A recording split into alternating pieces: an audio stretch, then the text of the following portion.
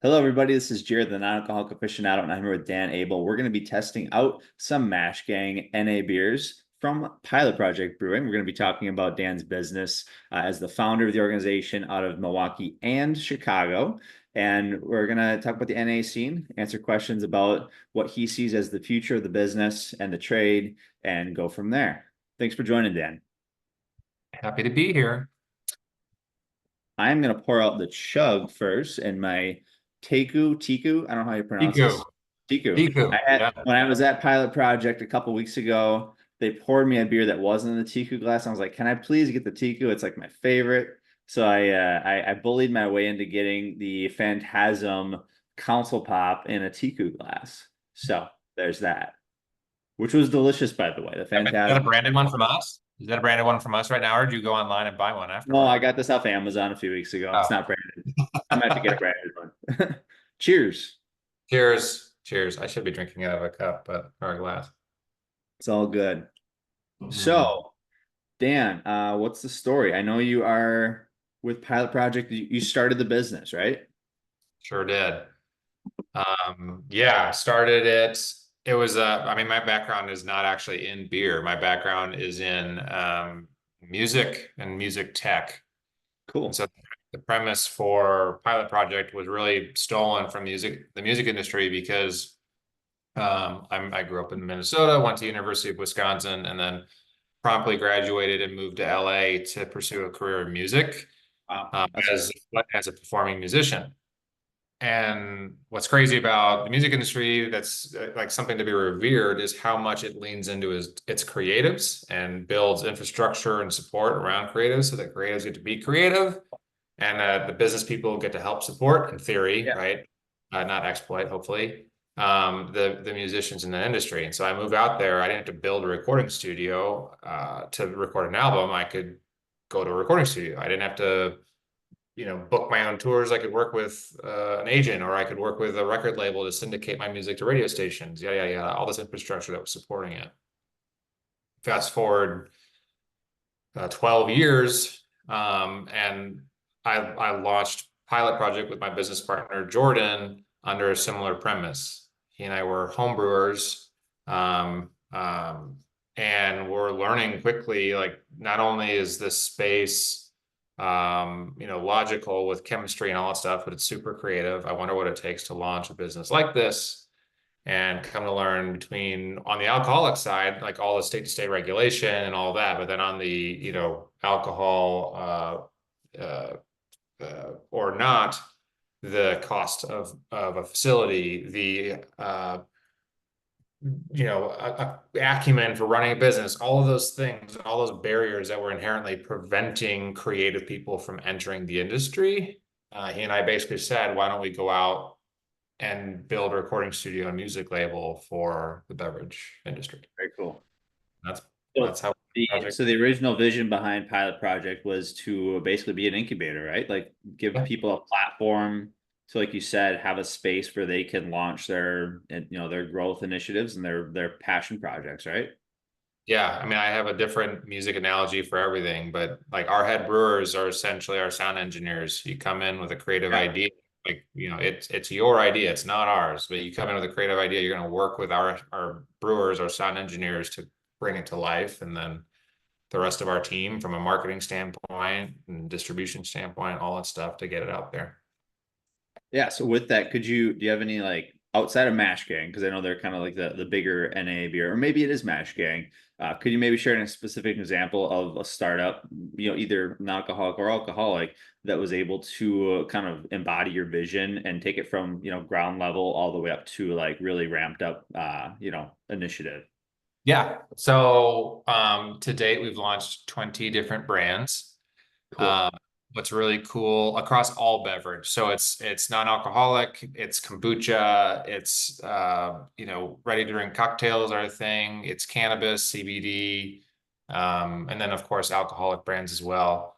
But what's really cool about lowering the barrier to entry in any one market or any one industry is you start to see a clear, more accurate reflection of what the world looks like. And so while the brewing industry is sort of built around, white guys with beards, not to pick on you, the reality of the industry is there's so much more diversity than the two of us, on this call.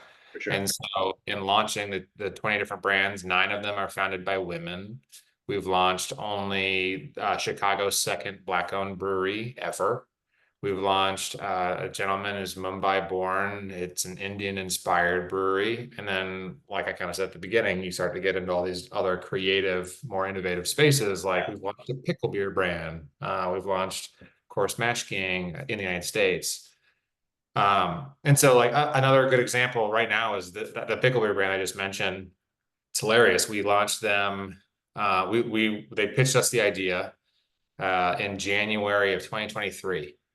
So not long ago. I loved it. I was obsessed with the concept. I'm a pickle guy. Of course, like there are people that hate pickles, in which case I would say you're going to hate a pickle beer, but I love pickles. I love everything.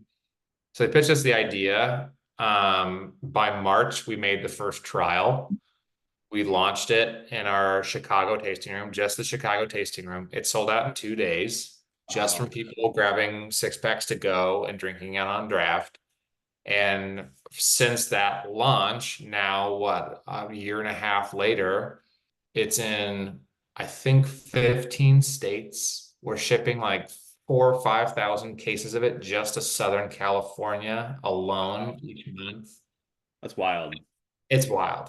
And it's niche. And I think that's one of the coolest things about being an incubator is that no one has to follow any one trend.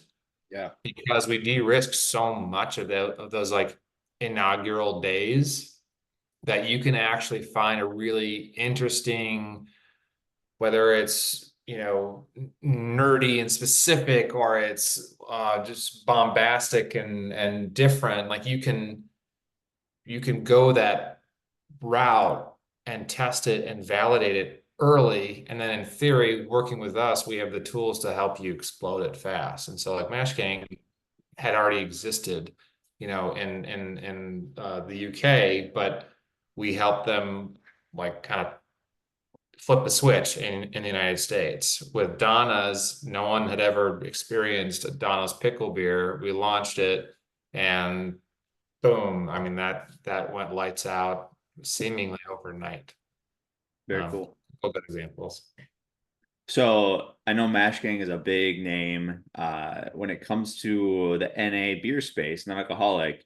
How did that partnership come about? Curious. What led to it? Obviously it's going places rapidly with the investment and so forth. How did that happen? So it's funny. Jordan and James, the two founders, great guys. Jordan had at one point in time, one of Pilot Project's brands got smuggled into the UK, and Oh, wow. he saw our can at a bottle shop. And on every can that's made by Pilot Project, you see on the side it has like this little icon. Yeah. So that's produced by Pilot Project. And so he spotted that at the exact same time that very generously the the trade Pellicle, which is a UK beer outlet, had written a story about me. And in that story, or somehow it mentioned our design agency that caught his eye when he was at the bottle shop. Yeah. And so he reached out to that design agency and said, "Hey, can you put me in contact with this guy?" And that was probably 2.5 years ago. Oh, wow. And Jordan and I just hit it off. He's a great dude. Really, really like was into his vision. I've been in like balance mode for my entire life as a musician. I didn't drink because it hurts your voice. Mhm. And then even in owning a brewery, I've always been on balance mode. I want to have my wits about me at all times, and that's an important detail of how I live my life. And so he and I just kind of connected right away. We had not launched a non-alcoholic brand yet, and I'm a portfolio company, so I want to work within all these different spaces. So anyway, the head of the design agency Stout Collective, who does our Brewer's Kitchen brand as well as our Standard Goods brand, put us in contact, and that's how it all started. Very cool. So when it comes to the NA space, could you maybe share any like unique challenges that come about by having to adhere to the various, technicalities that NA beer brings, the different nuances for how it's brewed, and then launching that versus one of your alcoholic brands? Sure. So I mean, well, what's crazy about the NA space is it's still like largely uncharted territory, right? Like Yeah. 0.0 is one thing. 0.0 meaning like, well, let me separate that. 0.0 meaning pasteurized juice that is incapable of, or that has never been fermented or it shows no fermentation character is like one direction. Yep. Then you get into the space of products like Mash Gang that do still feature fermentation character. There's so many different ways to do it. And that's a very artistic decision. Of course, it's also very, very scientific because there's zero room for risk here, right? Like you're dealing with people's lives in extremely real ways. And you kind of called it off. I can't remember if it was when we were talking earlier, what like how orange juice or bananas or what have you, like Yep. every thing that everything that has sugar goes through some form of fermentation. And so being able to lean into something that has elements of fermentation character can be really important or doesn't have to be. Heineken has absolutely crushed the 0.0 game, but that actually does exhibit fermentation character because, as we know, it's gone through the process of levels of dealcoholization. Yep. Um, so I think that, like, without getting too nerdy or specific, the playing in the non-alcoholic field, like one of the most fun ways is how do you accomplish the fermentation character that you want to seek. Jordan and James on the Mash Gang had a very specific path to get there. What's also unique is in the United States, non-alcoholic products are 0.5% lower. If you go to the Yep. UK, it's actually 1% lower. Uh, Okay. for that, it required levels of nuance where if you try a UK product from them, it's likely 1% or less. Does that say 1%? Or does it say? 0.5.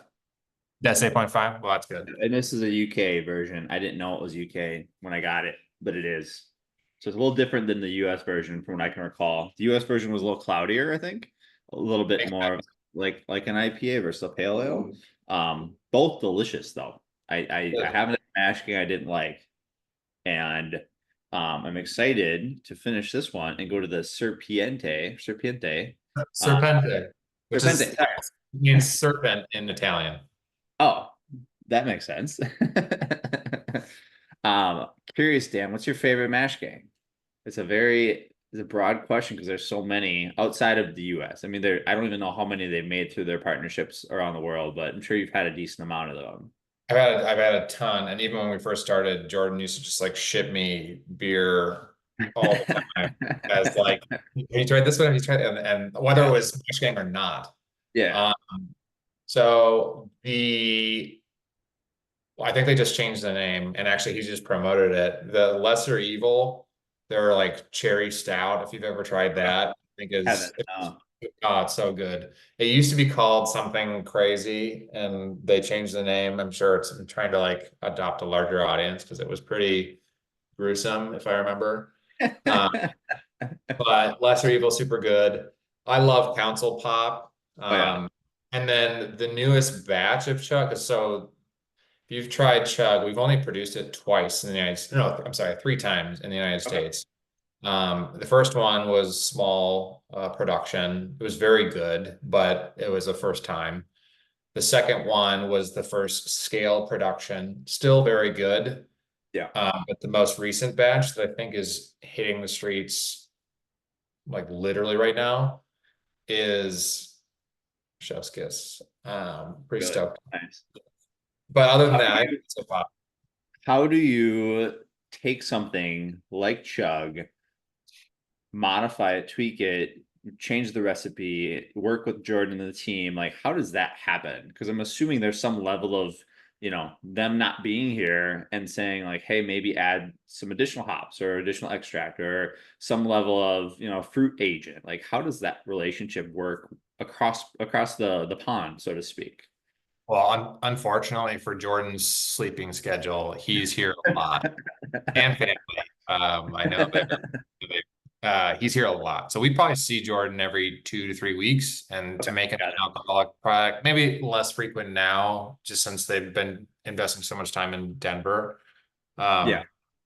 But for a minute there, it was every 2 to 3 weeks. It was the entire, which non-alcoholic beer takes longer to make than beer, just because of the scrubbing process and lots of stuff. And so every 2 to 3 weeks allowed him to kind of see the beginning of the product and then the Yep. very end of the product. So he is extremely intimately involved in the creation of it. And the nice thing about seeing him at both the front and the back end is those are the two most, critical points Yep. of making it. And so he has developed an awesome relationship with our head brewer, Glenn Allen, who's formerly of Revolution, Lagunitas, Goose Island, all the big Wow. wigs. The two of them are like simpatico, and he's Jordan's just funny. He gives a lot of respect and creative freedom to Glenn to achieve what Jordan's vision is, but it's still 100% Jordan's vision. That's so cool. So when it comes to, you mentioned the kind of smaller startups that have been successful and, broadening the reach of people that are, just getting started with with experimental brewers. What's like the coolest story you've got from somebody that like created something, and maybe it's a mash game product. I don't know. Like what's like the most experimental or unique beer that's come out of Pilot Project? So the thing that's fun, kind of getting back to what I said at the very beginning, is that when you lower barriers to entry, you allow people to not just chase trends, right? Yeah. And everyone's 70% of the craft space right now, whether it's in non-alcoholic, excluding athletic, Yeah. non-alcoholic or alcoholic, is in like the IPA pursuit, right? Or the hoppy Yep. beer pursuit. We've had a lot of fun with really creative concepts. Like we had a wine beer hybrid brand, Oh wow. through the Incubator brand process. Their products were insane. What are you on now? Is that the Serpente? I did. Yeah. So we also didn't brew that one. That one was also made in the UK. I But what's know. fun is it's two of our brands. It's Yeah. Mash and then Cerveceria Paracadista, which is our one of the two of the two international brands that we've launched in the United States. Isn't That is wild. that cool? Do So not only are we launching brands, we're just making this community. I had this beer in a session I did this week with kind of our Instagram chat community. There's like 25, 30 folks that are in this private Instagram chat. We're all super deep in the weeds beer geeks. So I tried them for the first time on that session, but I'm going to read the ingredients for people that are listening to this one because it's unreal. We've got water, malted barley, wheat, oats, hops, pineapple, ginger root, jalapeno, cinnamon, star anise, cloves, and allspice. And that's like 12 ingredients. That's unreal. It's so cool. Too good. I haven't had that one yet. It's so complex. It's like and it's like burns in the back of your throat, that jalapeno and spice notes. Sure. The head retention's not bad. When you add in that many adjuncts, it can like Yeah, obliterate head retention. That's cool. really interesting. Yeah, Yeah. Yeah, it's like if you ever try a coffee product, like well, actually the beer that I mentioned earlier, it's called Lesser Evil now, the stout with cherries in it. Like yeah, a stout should usually have really, really, robust head and then strong head retention, but you add yeah. something as acidic as cherries to it, it's going to destroy it. So it's a nice challenge. Have you guys done many stouts or dark brews for on the NA space, or We've is that only done one. And okay? honestly, it's because we've only been working with Mash Gang from a production standpoint since August of 2023. We did one last year. Is that a winter seasonal in the lineup, maybe, or maybe you can't say?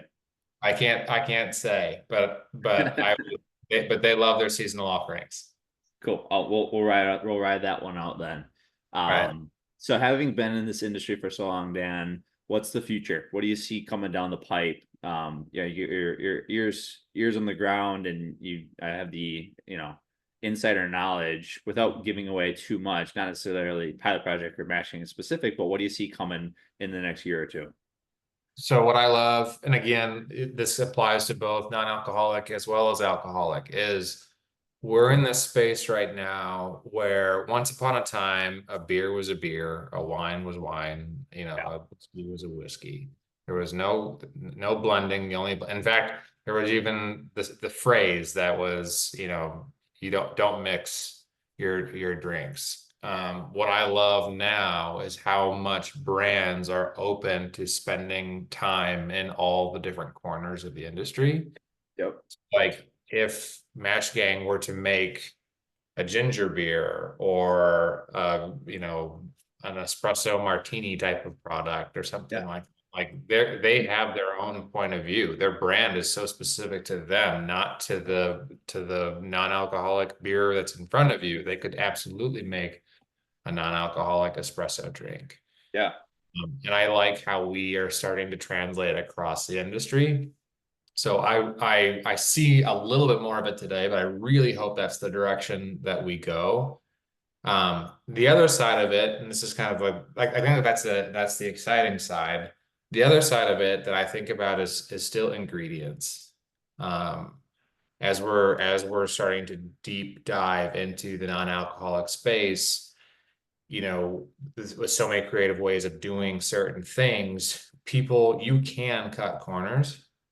And that is something that you should pay attention to, is that if you cut corners right now, as far as regulation goes, like the Mash Gang guys do, which I love, they list their ingredients on the side, right?